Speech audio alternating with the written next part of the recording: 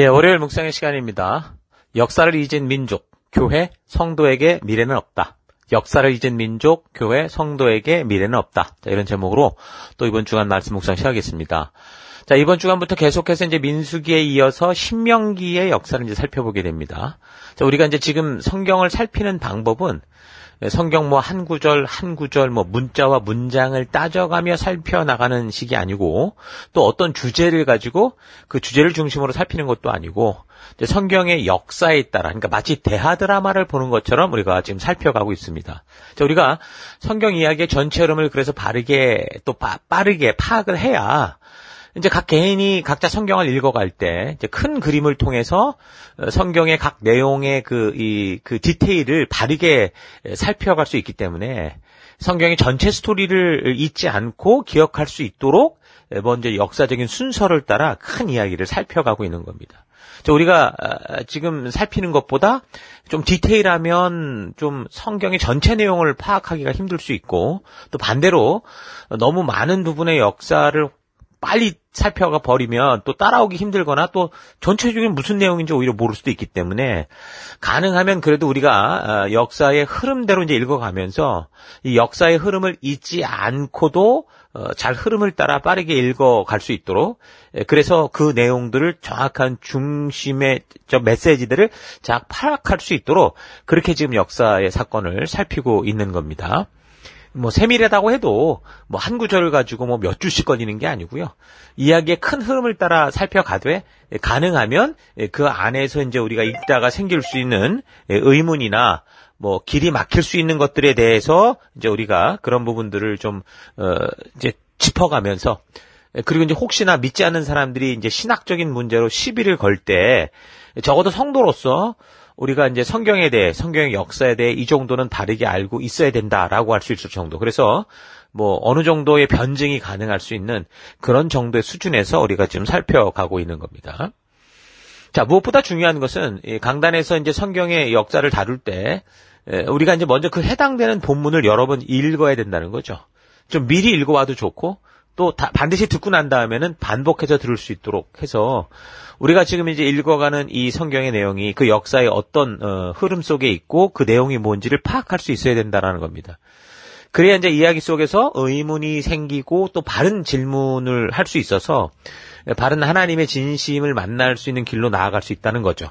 그러니까 우리가 같은 내용을 가지고도 엉뚱하게 우리가 묵상을 해갈 수 있거든요. 그렇지 않고 하나님이 이 내용들을 통해 우리를 인도하시는 길로 우리가 그 방향을 잡고 궁금해하고 나누고 그래서 이제 우리가 그러다 보니까 서로 나눌 때도 바른 방향의 나눔을 가질 수 있다는 거죠.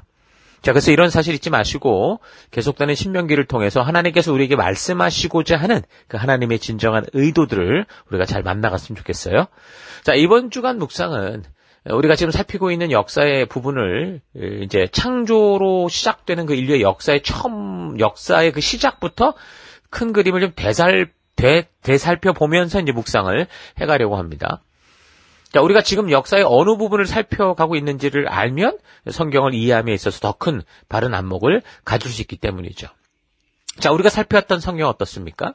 창세기부터 시작하면 창조로부터 이제 이야기가 시작이 되죠. 창조의 이야기를 다루는 이 창세기는 50장으로 되어 있는데요. 창세기가 다루는 이 역사적인 실제 시간은 구약 성경의 역사가 4,000년이거든요. 근데 4,000년의 시간의 반을 훨씬 넘는, 그러니까 2,300년 정도의 시간을 창세기가 다루고 있습니다. 크게는 이제 창조로 시작되는 이야기, 그리고 타락, 그리고 홍수까지 역사, 그리고 이제 그 후에 이제 노아의 그 가족 이후에 벌어졌던 이제 바벨탑 사건. 근데 그것 때문에 이제 온 민족의 기원이 시작이 되죠. 다 언어를 따라 흩어지게 되는. 그래서 여기까지가 인류 전체에 해당하는 원 역사라고 할 수 있는데, 이런 원 역사 바벨탑 사건 후 이제 언어가 나누어지면서 온 민족들로 흩어지게 되고, 그래서 결국에는 사람들이 전부 하나님의 그 부르심을 떠난 그런 역사를 살게 되는 그런 상황으로 이제 이 역사가 이제 막 복잡해지기 시작하는 거죠. 그래서 그렇게 온 인류가 지구 곳곳으로 이제 흩어져 가면서 이제 많은 민족들이 그래서 어떻게 생성이 되었는가라는 걸 우리가 분명히 알 수 있고요. 그래서 그 바벨탑 사건으로 많은 사람들이 이제 하나님을 떠나 각자 제 길로 떠나버린 그런 세계가 됐는데, 그런데도 지금 하나님은 어떻게 하십니까? 그 백성들을 부르시는 일을 포기하지 않으시는 거죠. 그래서 그 하나님의 부르심에 그 응답하는 한 사람, 그러니까 아브라함이라고 하는 그 한 사람을 믿음의 모델로 삼아서 하나님과의 삶이 믿음의 삶인 것, 하나님과 동행하는 삶이 믿음의 삶이라는 그 사실에 대해서, 믿음의 삶이 뭐냐라는 거에 대해서, 그리고 하나님이 누구시냐는 거에 대해서, 하나님이 어떻게 이 땅을 경영해 가시는가, 어떻게 이루어 가시는가는 그런 이야기를 시작하시죠. 자, 그래서 이제 아브라함을 시작으로 자기 생각대로 살아갔던 그 장자 이스마엘, 그러니까 아브라함이 첫 아들은 사실 이스마엘이었습니다. 이스마엘이 아니라 믿음으로 살았던 이제 이삭으로 얘기가 이제 흘러가고, 또 이제 이삭의 자녀들 중에도 자기 생각대로 살아갔던 에서 대신에 비록 잔머리는 굴리긴 했어도 믿음의 길을 따라 살려고 했던 이제 야곱으로 이제 그 역사가 흘러가는 이런 걸 볼 수 있죠. 그래서 이제 하나님은 처음부터 하나님을 믿는 믿음으로 사는 하나님 나라 백성들의 이야기를 보여주시는 겁니다. 그래서 그 후에 이제 야곱의 12 아들들이 있었는데 그 중에 요셉을 통해서 이제 이집트로 내려가는 그 사건까지. 그래서 하나님은 이제 믿음으로 살아가는 그 세계를 알게 하시는데 구약 4,000년의 역사로 보면 창세기가 다루는 시간은 2,300년 정도의 역사로 구약의 50%를 넘는 그런 많은 부분을 다루고 있다. 그래서 우리가 이 창세기의 이런 역사의 흐름을 잘 아는 것도 굉장히 중요한 겁니다. 자, 그렇게 창세기가 2,300여 년의 역사를 다루면서 그 안에서 어떤 얘기를 합니까? 하나님이 누구시고 이 세상은 어떻게 존재하며 또 하나님은 어떻게 일하시는 분이신지, 그리고 인간은 어떤 존재고 또 우리의 삶 속에 영적인 세계가 어떠한지를 알려주죠. 그래서 이제 우리가 이제 믿는 바가 우리가 지금 많이 오해하고 있는 이 종교라는 율법이라는 어떤 그런 걸 이야기하는 게 아니라 하나님이 창조하신 세계 속에 우리가 살아가는 방법은 믿음으로 사는 것에 대한 얘기를 분명하게 알게 해주는 거. 그게 바로 이제 창세기의 이야기입니다. 자, 그리고 나서 이제 출애굽기였었죠. 출애굽기는 말 그대로 그 이집트에 내려간 이후에 이제 400여 년 동안, 430여 년 동안 거기서 이제 처음엔 좋았지만 이제 노예 아닌 노예로 전락하면서 살아왔던 이스라엘 백성들이 이제 시간이 흐르면서 인구수가 증가하는 걸 경계했던 그 이집트 민족에 의해서 심한 박해를 받음으로 거의 이제 그 안에서 멸절될 뻔했죠. 믿음으로 살아가는 삶을 보여줄 아브라함의 후손들이 완전히 그 세상에서 대가 끊길 뻔했다는 겁니다. 그래서 이제 하나님께서 모세라는 지도자를 통해서 그 이집트를 탈출하게 하는 그 역사적인 사건들이 이제 출애굽기에 나오는 거죠. 성경은 이제 이 부분부터 비교적 상세하게 다루고 있는데 여기 이제 출애굽의 사건 전체가 사람들이 어떻게 하나님을 만나고 그 은혜의 초대를 받아서 아브라함처럼 그 음성을 들을 때 하나님의 자녀로 가야 되는가라는 걸 이 출애굽 사건 자체가 이제 크게 보여주고 있고요. 더 나아가서 하나님 나라 백성으로 사는 게 무엇인지, 그 구원의 개념과 구원 그 이후의 삶, 그러니까 우리 믿음의 길에 어떤 일이 벌어지게 되는지 이런 거에 대해서, 그러니까 성도가 어떻게 영원한 죽음의 상태에서 구원을 얻게 되는 것과 또 구원된 성도들이 어떻게 이 땅에서 무엇을 위해 하나님 나라 가는 그날까지 살아가게 되느냐라는 성도의 일생을 보여주고 있다고 볼 수 있어요. 자, 그래서 이제 6월절 사건과 홍해 그 도하 사건을 통해서 우리는 구원이란 어떤 것인가라는 분명한 개념을 알 수 있습니다. 구원은 뭐 율법을 잘 지켜서 얻는 게 아니고 하나님의 전적인 은혜로 얻는다라는 걸 분명하게 알 수 있고요. 그래서 구원 그 이후에 하나님께서 그 구원한 백성들을 그냥 그렇게 그냥 구원했으니까 너희끼리 살아라 이런 게 아니라 언약 백성으로 우리를 부르시고 당신의 그 언약의 자리로 초대를 하신다는 거죠. 그래서 이제 언약을 맺은 백성들로 하여금 이제 앞으로 하나님 나라 백성으로 살아갈 그 삶의 가치, 하나님 나라의 법도와 규례를 알려주시고 그렇게 살게 하는 그 역사들, 그 언약들, 그 언약과 함께 하나님의 그 어떤 그 사명을 분명하게 알게 하는 그런 내용들이 이제 이 시내산 역사, 이 출애굽 안에 나오는 겁니다. 그래서 하나님께서 시내산에서 당신이 구원하신 이스라엘 백성들을 이 세상 속에 이제 거룩한 제사장 나라를 삼으시기 위해서 그들을 초대하시는데 그 언약에 이제 그래서 동참하기 원하는 이 백성들과 열방의 제사장 나라로 삼기로 하는 그 언약을 맺으면서 그래서 이제 지금도 이제 하나님 나라 백성이라면 삶의 기준으로 삼고 살아가야 되는 그 하나님 나라 백성으로서 살아가는 법도와 규례들을 직접 말씀해 주신 거죠.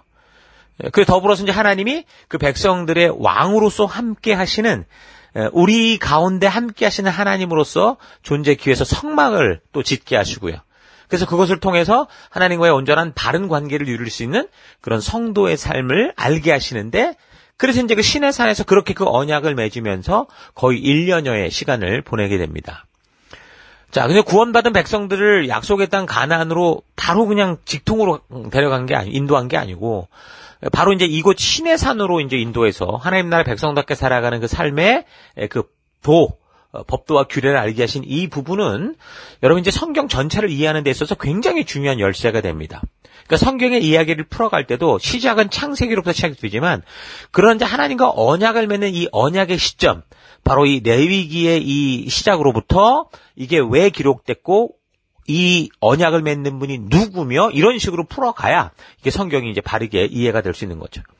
그래서 오늘 시대를 살아가는 우리 성도들이 여기 지금 이 역사의 신의 산에서 맺은 언약과 하나님 나라 백성답게 살아가는 하나님이 직접 주신 법도와 규례를 통해서 이 일을 행하신 하나님의 의도를 잘 파악할 수 있어야 그래야 오늘날 이 시대 속에서 우리가 살아가면서 이 성경에 나오는 이 문자 그대로 따르는 어떤 종교 율법주의적인 그런 삶에 얽매이지 않고 바리새인 같이 막 종교적으로 빠지는 게 아니라 하나님이 창조하신 하나님 나라 백성답게 하나님이 창조하신 그 목적을 따라 살아갈 수 있게 되는 겁니다.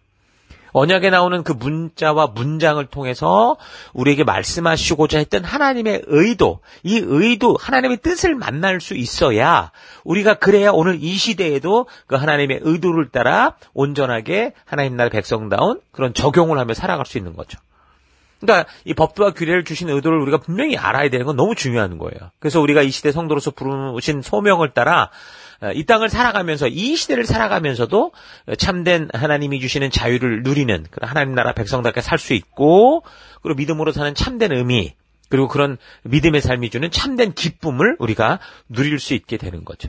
그러니까 성경은 옛날 얘기가 아니에요. 그래서 우리가 역사를 통해 하나님의 의도를 알면 그 이야기는 지금 내가 살아가는 바로 이 시대 나에게 실현되는 바로 오늘 우리의 이야기라는 거죠.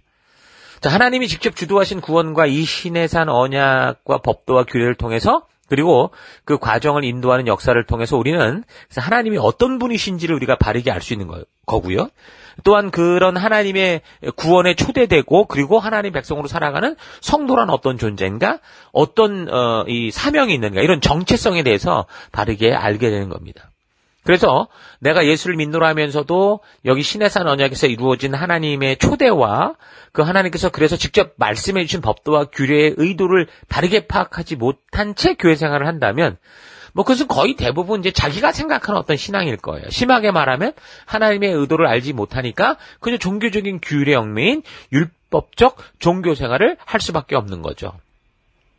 하나님이 어떤 분이신지도 모르고 자기 생각대로 막 착각을 하고 있어요. 그러니까 자기가 바라보고 기대하는 그런 신으로 하나님을 각색하고 그래서 내 마음이 편하고 느낌을 좋게 하는 그런 어떤 신, 우상인 거죠. 심하면 종교 마약 같은 데 힘쓰게 되는 거예요. 그래서 그것이 마치 진정한 신앙인 것처럼 그렇게 살아가는 착각에 빠져 있는데 그렇게 교회당을 왔다 갔다 하면서 스스로 이 지금 어떤 길을 갖고 있는지 모르는 스스로 각성하지 못하는 무서운 이제 영적인 뿌리병에 걸리고 마는 거죠. 여러분, 남아프리카의 그 오렌지 나무를 해치는 질병 가운데 하나가 뿌리병이라는 게 있어요. 이 병에 걸린 나무는 여느 때와 다름없이 겉보기에는 열매를 맺기 때문에 일반적인 사람들은 나무가 병들었는지도 알지 못한다고 그러죠. 그런데 이제 어느 순간 이게 뿌리채 뽑혀서 이제 쓰러지는 거야. 순식간에 죽고 마는 아주 무서운 병이 이제 뿌리병이라는 거예요.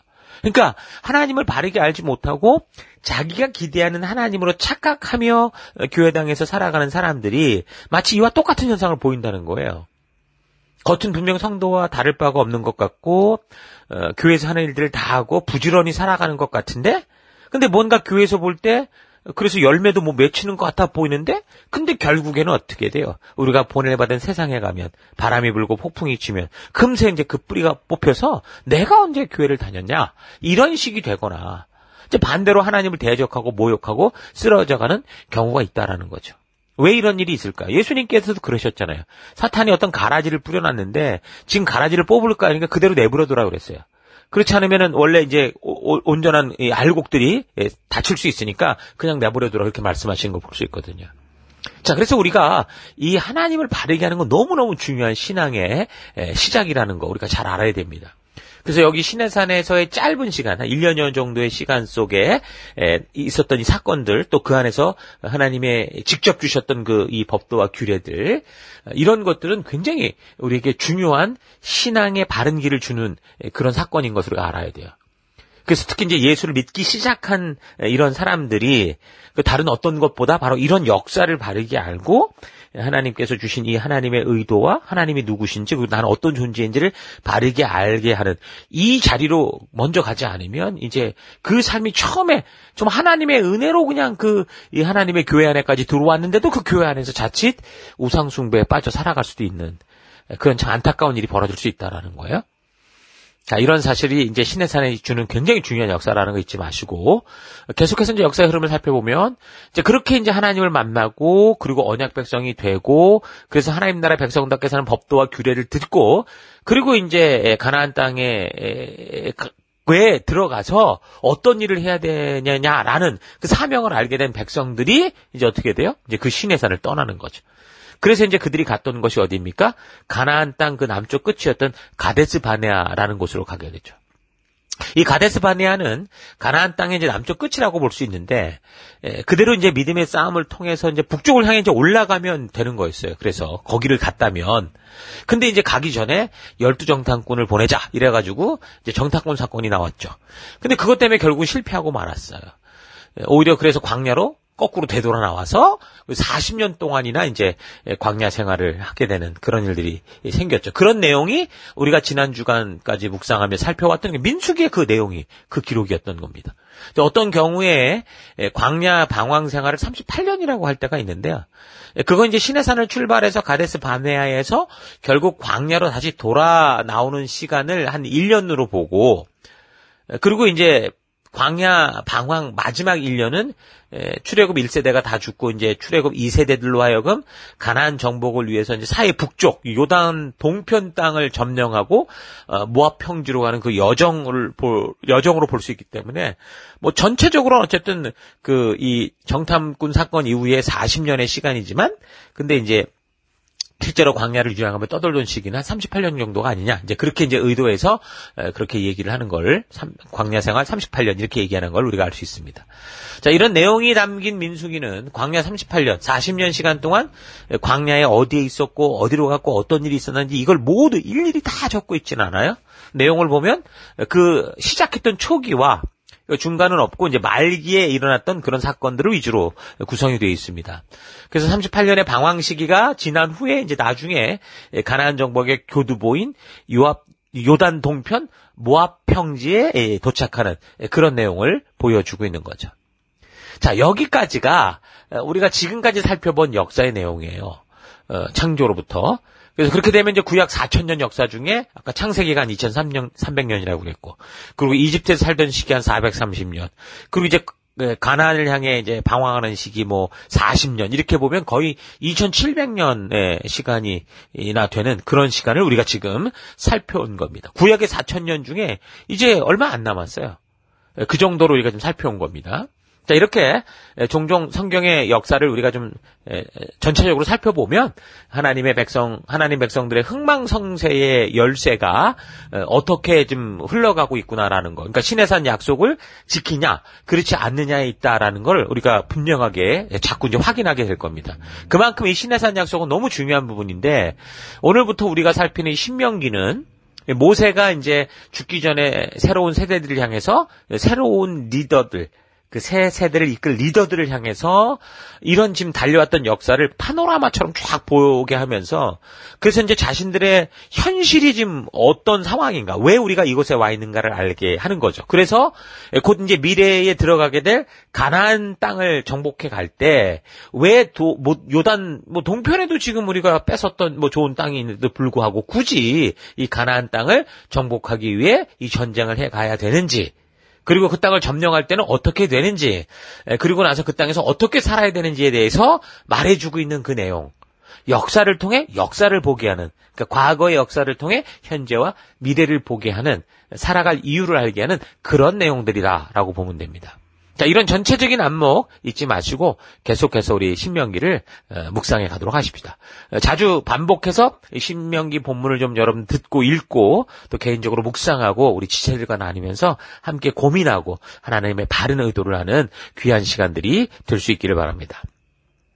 자, 오늘 하루 나는 지금 내가 왜 이곳에서 살고 있고 그리고 무엇을 위해 살고 있으며 그래서 앞으로 어떤 방향과 무엇을 향해 가야 하는지를 알고 살아가고 있는지, 아니면 어느 순간 내가 왜 지금 이런 일을 하고 이곳에서 사는지조차 잊어버리고 그저 그냥 하루하루 사는데 정신없이 보내면서 오히려 세상이 추구하는 저들의 가치와 문화에 휩쓸려가지고 하나님이 보낸 거룩한 제사장 나라가 아니라 세속에서 잘 먹고 잘 살고자 하는 일에만 집중하고 있지는 않은가, 이렇게 좀 되돌아봤으면 좋겠습니다. 자신의 역사와 이 뿌리를 모르는 사람은요, 당연히 이 세상의 흐름과 다수의 사람들이 살아가는 대로 그 유행 따라 휩쓸려서 살아가게 됩니다. 그래서 세상에서는 너무 심할 정도로 자신의 가문과 그 뿌리를 알게 하는 일에 집착하며 살아가는 사람들도 있어요. 그리고 어느 나라나 자신들의 역사와 뿌리를 막 부풀려서 한 나라 백성으로서 그런 자부심을 가지고 살아갈 수 있도록 유도하고 이끄는 것, 일부러 그렇게 역사를 조작해서라도 뭐 이렇게 나아가게 하려고 하는 것을 볼 수 있죠. 그만큼 뭐예요? 역사, 뿌리라는 게 중요한 거예요. 이런 역사 속에 거짓이 보태지면 안 되겠지만 영적인 우리의 삶에 있어서도 우리의 영적인 뿌리를 바르게 알고 하나님이 직접 우리를 이끌어 오신 역사를 온전히 알아야, 그래야 우리가 어느 시대 속에서 어느 상황과 환경을 만나더라도 세상의 문화 풍요에 흔들리지 않고 하나님이 나를 죽음에서 불러서 언약 백성으로 초대해 주시고 그 언약에 동참해서 하나님 나라의 거룩한 제사장으로의 사명을 잊지 않고 그렇게 살아갈 수 있는 거죠.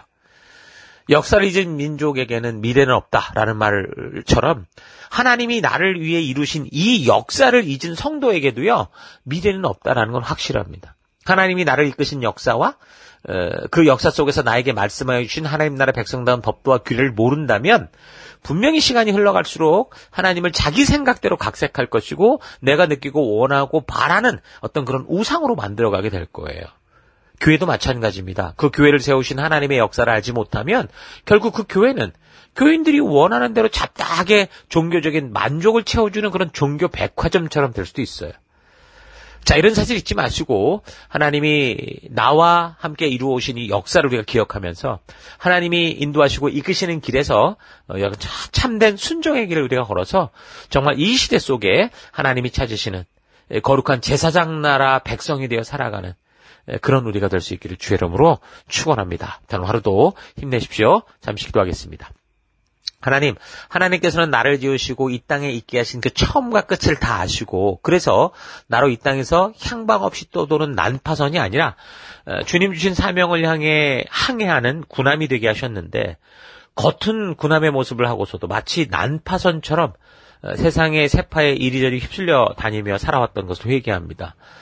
나는 의미 없이 이 세상에 태어난 게 아니라 하나님의 놀라운 사랑과 계획 가운데 태어났음을 잊지 않고 나를 이곳에 있게 하신 하나님의 그 축복을 따라 살아가는 내가 되기 원합니다.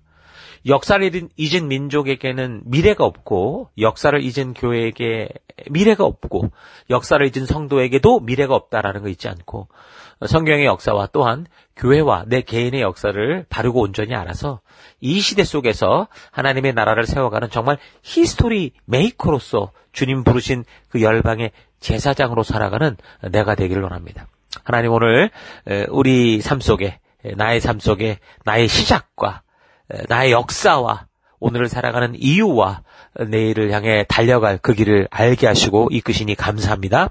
오늘도 변치 않고 그런 믿음의 길을 걷는 내가 되기를 원하고 감사드리고 예수님 이름으로 기도했습니다. 아멘.